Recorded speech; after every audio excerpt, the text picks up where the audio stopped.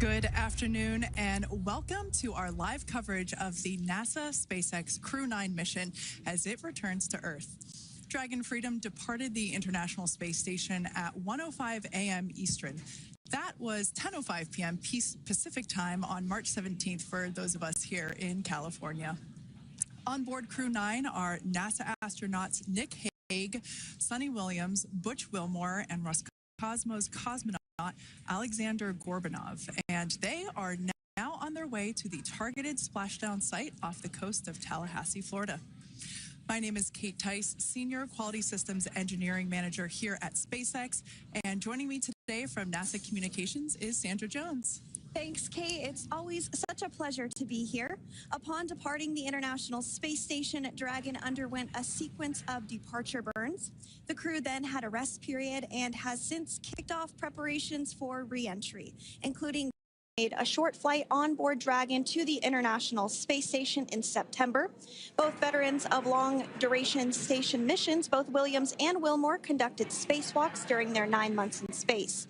Having had the capacity to leave the station at any point, had there been some type of emergency, the crew members began packing for their voyage home about a week ago and worked through tasks and shared lessons learned with the newly arrived Crew 10 team, who arrived just a few days ago. For return operations such as this, NASA and SpaceX closely coordinate with the United States Coast Guard to establish a safety zone to ensure public safety and for the safety of those involved in the recovery operations, as well as the crew on board the returning spacecraft. Multiple notices are issued to mariners in advance of and during recovery operations, and Coast Guard patrol boats are deployed to discourage boaters from entering the splashdown zones. Now, we do want to stress to the public the need to respect this safety zone. Recovering a spacecraft from the water is a hazardous task, and any other boats interfering increases risk to the astronauts in Dragon, the teams working to recover them from the water, and the safety of those that come too close. So, for the safety of the crew and your safety, we recommend you sit back and watch as we'll be bringing you the best possible views of our astronauts' homecoming. And they will be the best views that you can get. So let's take a minute to meet our returning crew. U.S. Space Force Colonel Nick Hague is your Crew 9 commander.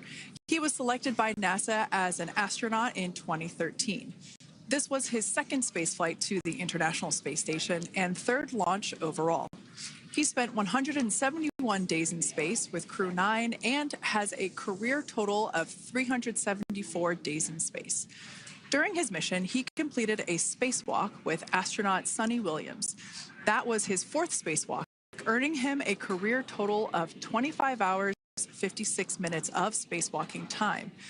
Before Crew 9, Hague previously served as a crew member of Expedition 59 and 60 back in 2019. He flew with Alexei Ovchinin and NASA's Christina Koch. So this is his second time sharing the space station with Ovchinin. The Kansas native is a test pilot of a distinguished graduate of the United States Air Force Academy. Nick spent 5 months in Iraq in support of Operation Iraqi Freedom. He voluntarily transferred from the United States Air Force to U.S. Space Force in 2021 and is an active colonel. His wife, Katie, is a retired U.S. Air Force colonel, and they have 2 sons.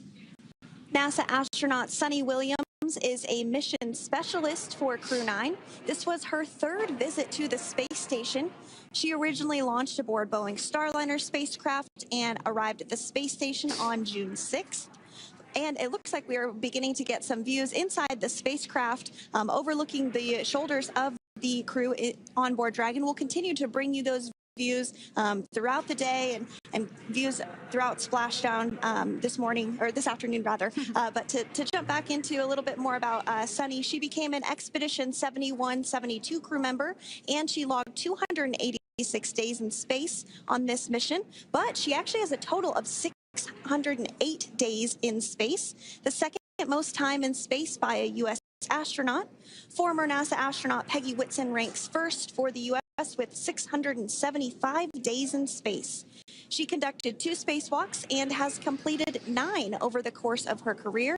for a total of 62 hours and 6 minutes of spacewalking time. She ranks 4th on the list of cumulative time spacewalking by a female astronaut, and she has flown on 4 different spacecraft types, including the Space Shuttle, Soyuz, Starliner, and now Dragon. Previously, she served on Expedition 14 and 15 in 2006 and 2007, and again with Expedition 32 and 33 in 2012. She's a retired U.S. Navy captain and is a proud graduate of the U.S. Naval Academy. NASA astronaut Butch Wilmore is also serving as a mission specialist today. This is his 3rd spaceflight and, just like Sunny, logged 286 days in space. He conducted 1 spacewalk and completed 5 over the course of his career, earning him a total spacewalking time of 21 hours, 2 minutes. He's flown on 4 different spacecraft types throughout his career: the Space Shuttle, Soyuz, Starliner, and now Dragon. Previously, the Mount Juliet, Tennessee native served on STS-129 in 2009 and Expedition 41 and 42 from 2014 to 2015. Wilmore is also retired, a retired captain in the U.S. Navy. And Alexander Gorbanov is a 3rd mission specialist serving on today's mission. Crew 9 was his very first spaceflight to the space station, earning him a total of 171 days in space over the course of his career. Gorbanov, along with Nick Hague, saw the arrival of 4 visiting vehicles and saw the departure of 4 as well. The duo orbited the Earth more than 2,700 times during their mission. Before his cosmonaut selection in 2018, Gorbanov worked as an engineer for a rocket space corporation and helped support cargo spacecraft launches from the Baikonur Cosmodrome in Kazakhstan. To prepare for upcoming events, Dragon is currently doing a couple of things autonomously. First, it's isolating the thermal control system fluid loops from the radiator. This system is what will help keep the internal temperature of Dragon very comfortable for Nick, Sunny, Butch, and Alexander during the re-entry phase. Dragon is also initiating separation of the claw mechanism, which will terminate data, power, and fluid connections between the spacecraft and the trunk in preparation for that trunk separation that I mentioned earlier. Now, as we saw before, we are hoping to get more views inside of the Dragon capsule. We will bring those, of course. We want to see more of our 4 crew members. But now a bit more of the Dragon Freedom capsule. It has flown on several missions for NASA. It first launched April 27th, 2022 to the International Space Station on NASA's SpaceX Crew 4 mission.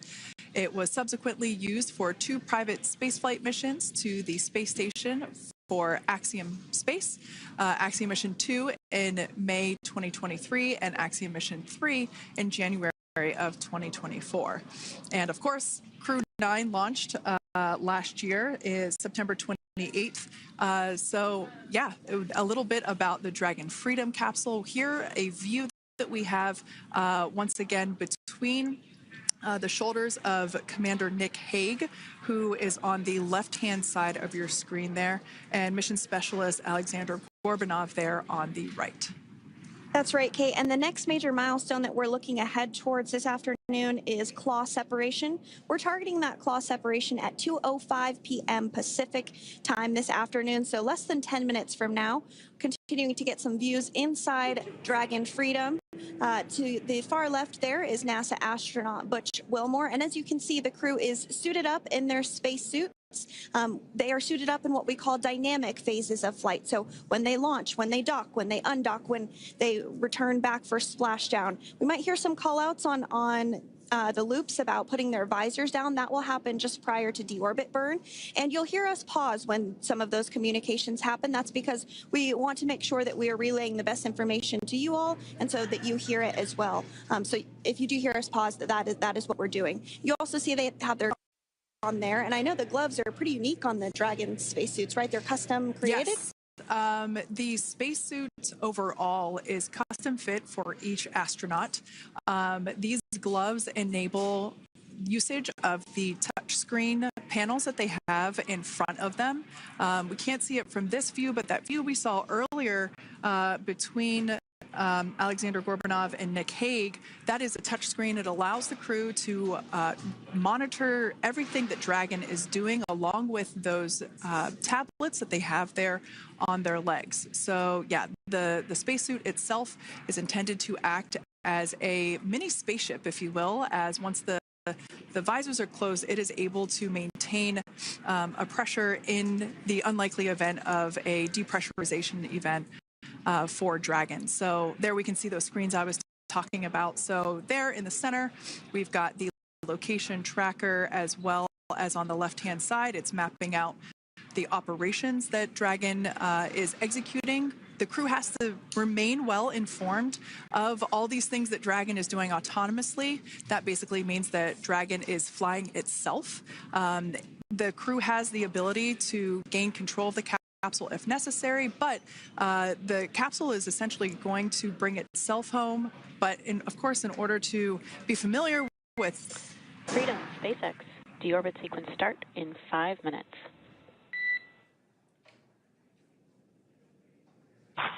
Freedom Cup.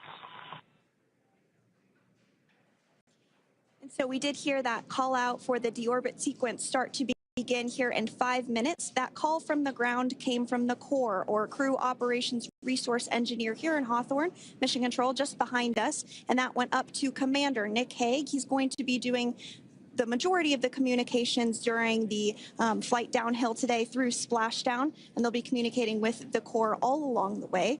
Now, we did mention that they are flying on Crew Dragon Freedom. The naming of spacecraft has gone all the way back to the very beginning of this human spaceflight program. This is a nod to Alan Shepard naming his spacecraft Freedom 7 during the Mercury program.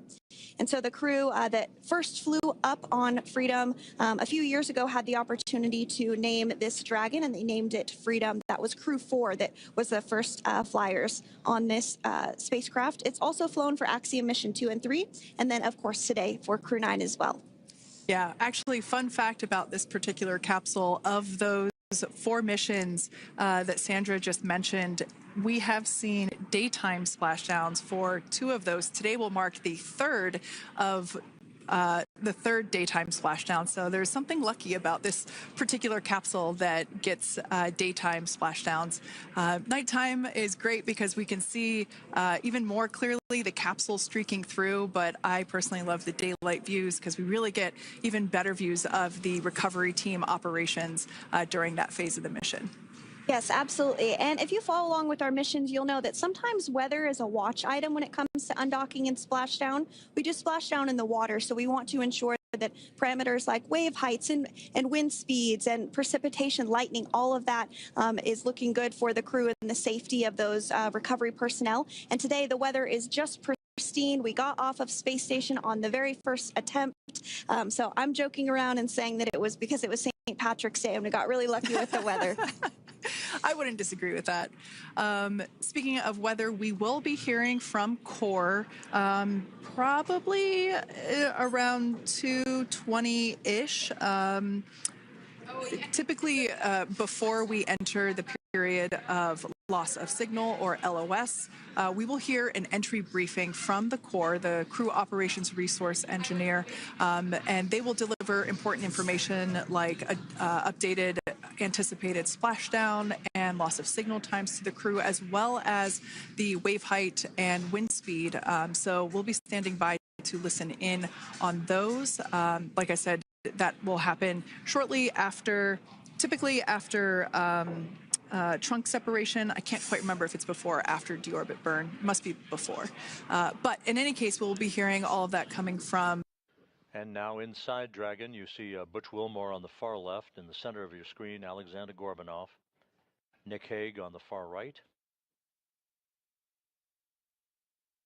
They will settle into their respective seats aboard Freedom as countdown clocks here in Mission Control are ticking backward toward the time of the command to initiate the opening of hooks holding Freedom to its docking port on the space-facing side of the Harmony module.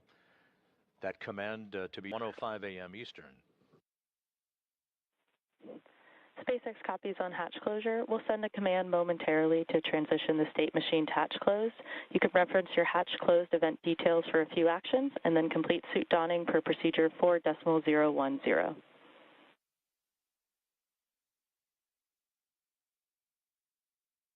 Freedom copies all. And Nick Hague aboard Freedom confirming that Dragon's hatch to the International Space Station is closed. That call coming at